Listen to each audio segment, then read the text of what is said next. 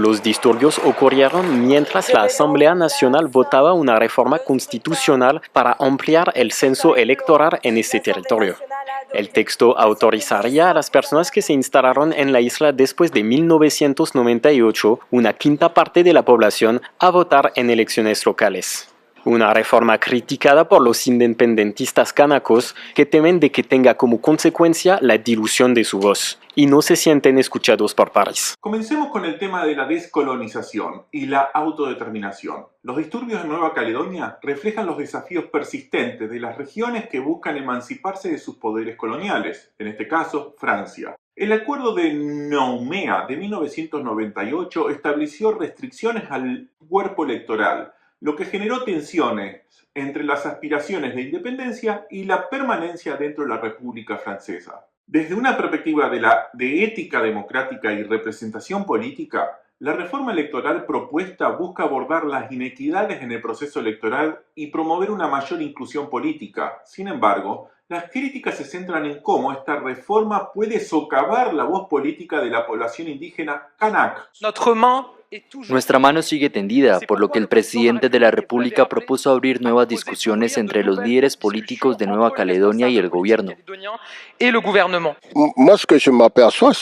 Lo que he notado es que nadie piensa en nosotros. Hablamos de compartir, de igualdad, pero eso nunca ha existido. Lo que plantea preguntas importantes sobre quién tiene derecho a participar en la toma de decisiones políticas y cómo se equilibra la representación de diferentes grupos étnicos y culturales. Los disturbios y enfrentamientos entre manifestantes, fuerzas de seguridad y civiles ilustran las tensiones étnicas y sociales profundamente arraigadas en Nueva Caledonia. La exclusión política y económica de ciertos grupos étnicos ha alimentado resentimientos y desconfianza, lo que a su vez ha llevado a episodios de violencia y disturbios. Hay que decir a los jóvenes que la lucha no consiste en esto.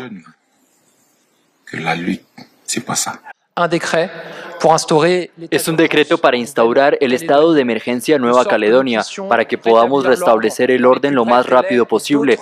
Otros refuerzos de seguridad interior llegarán a Nueva Caledonia en las próximas horas. La declaración del estado de emergencia y el despliegue del ejército francés reflejan la respuesta del gobierno a la crisis de Nueva Caledonia. Obviamente es vital que se restablezca la calma. Cientos de personas han resultado heridas en el norte del país y decenas de casas y comercios han sido incendiados. El GIGN ha sido enviado durante 3 días para rescatar a la gente. La situación allí sigue muy tensa, con saqueos, disturbios, incendios y agresiones, que son obviamente intolerables e incalificables. Esta intervención busca restablecer el orden público y garantizar la seguridad de la población y las instituciones, pero también plantea preocupaciones sobre el uso de la fuerza militar y el respeto de los derechos civiles durante un periodo de emergencia. En resumen, los disturbios de Nueva Caledonia ilustran los complejos desafíos políticos, sociales y étnicos involucrados en los procesos de descolonización, así como la importancia de abordar las inequidades políticas y promover la inclusión democrática para evitar brotes violentos y conflictos étnicos. Barda Analítica. El informe no menciona, pero ya murieron 5 personas, así que es de una violencia muy importante. Contar un poco.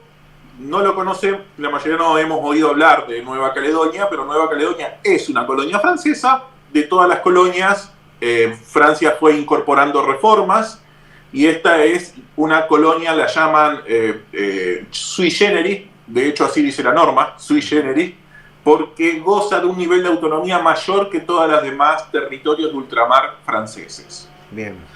Esa autonomía mayor también implicó que en general se han hecho referéndum ya van 3 referéndums para la independencia y los 3 referéndums ganan siempre continuar siendo parte de Francia. Así que no es una discusión sobre ser o no ser parte de Francia, al menos no por ahora. Sí tenemos pueblos originarios que en una ley de 1998 estableció cierta regla de juego sobre quiénes tienen derecho al voto. En las elecciones locales, elecciones para las provincias.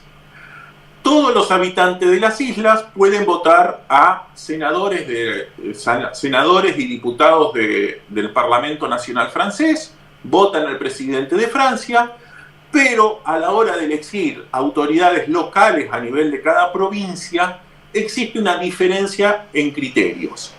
Si son personas que llevan muchos años, antes de 1998, tienen derecho al voto, pero si son personas que llevan muy poco tiempo viviendo en viviendo en Nueva Caledonia, no tienen derecho al voto en estas elecciones locales.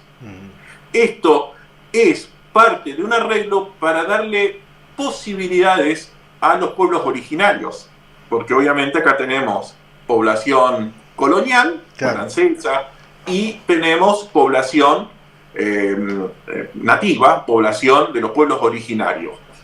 Lo que pasa es que de 1998 hasta ahora han pasado más de 20 años, lo cual significa que hay personas que llevan bastante más de 10 años viviendo en Nueva Caledonia. Claro.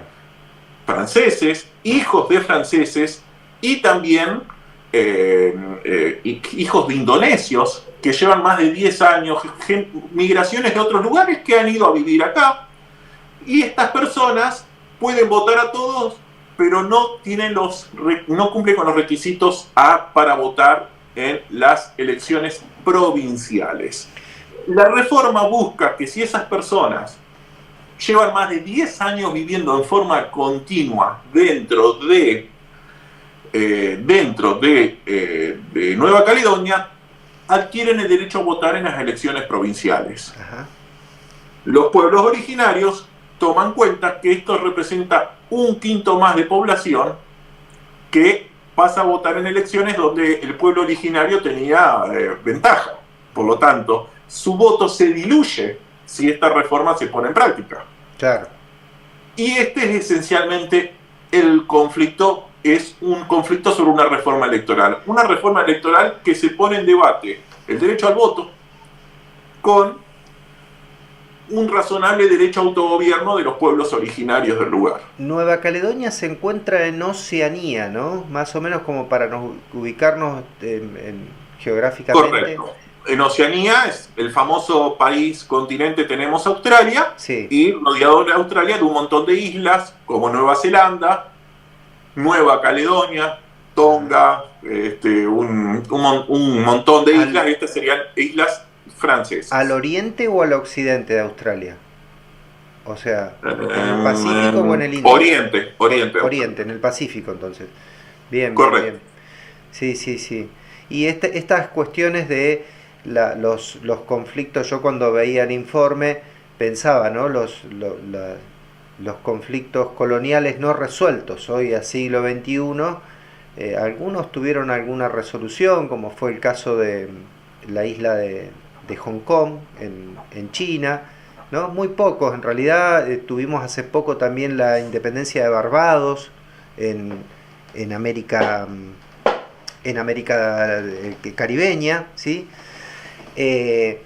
Pero bueno, todavía quedan un montón de países, de regiones, digo, en situación colonial, y me preguntaba, no para preguntártelo a vos, porque realmente no sé si lo tenés en claro o no, si los ciudadanos de Caledonia tienen pasaporte europeo, ya que son ciudadanos franceses. Son ciudadanos franceses, digo, pero todos ciudadanos franceses. Pueden circular entonces con su pasaporte europeo como cualquier ciudadano europeo, me imagino. Eso es una cosa que nunca sé, tendría que repasarlo sobre cómo es la legislación francesa respecto a los territorios de ultramar. Estoy tomando examen, Enrique. Porque para Francia son franceses, son todos franceses, tienen pasaporte francés, pero no sé si la Unión Europea, a nivel comunitario, toma a estas personas que tienen pasaporte francés y que son franceses, pero no nacieron dentro de la Unión Europea, no sé si son considerados ciudadanos europeos. Esto porque Francia hizo reformas y sus colonias pasaron a ser llamadas territorios de ultramar. Claro.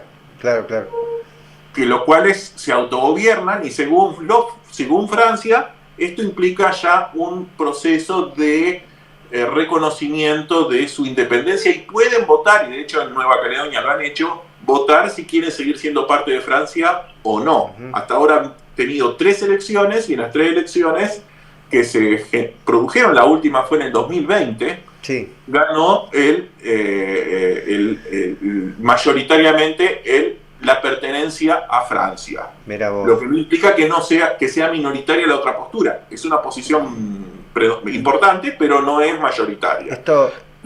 Sí, perdón. Y un último detalle es que, dado la conflictividad y particularidades de Nueva Caledonia, Francia dio mayores reconocimientos de autonomía a esta colonia en particular. Entonces, un territorio de ultramar sui generis, debido a el otorgamiento de facultades más soberanas que incluso otros territorios de ultramar franceses que hay muy cerca de allí.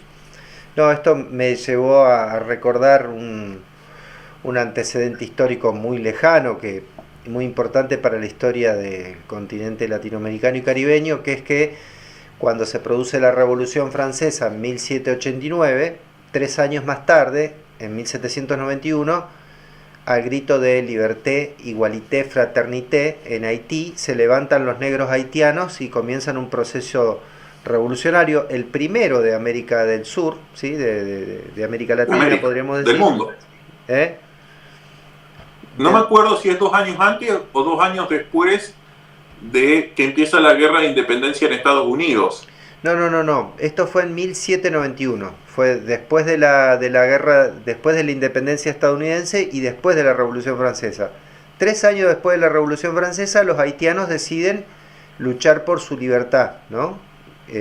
Bueno, entonces es el segundo país en el mundo, después de Estados Unidos, que inicia su guerra de independencia. Yo me estoy refiriendo a América Latina y el Caribe, o sea, el primer país latinoamericano, en todo caso, en independizarse. Imagínate, no solo el primer país latinoamericano, el segundo país en el planeta. Claro, por eso. El primero fue Estados Unidos, que inició su guerra de independencia, y 2 años después, entonces, la inicia Haití. Exactamente. Y esa fue realmente fue un proceso histórico muy radical, ¿sí? Muy radical en el sentido de lo extremo. Fue una guerra de negros contra la ocupación colonial blanca, ¿sí? Casi como una guerra de apartheid, podríamos decir ahora, utilizando un concepto más moderno.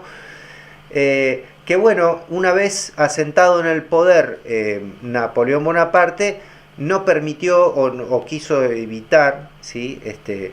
Esta insolencia de una colonia americana de independizarse, y la respuesta de Napoleón, me acuerdo que lo relata muy bien Torcuato Di Tella, ¿sí? El padre de los Di Tella famosos, el que fue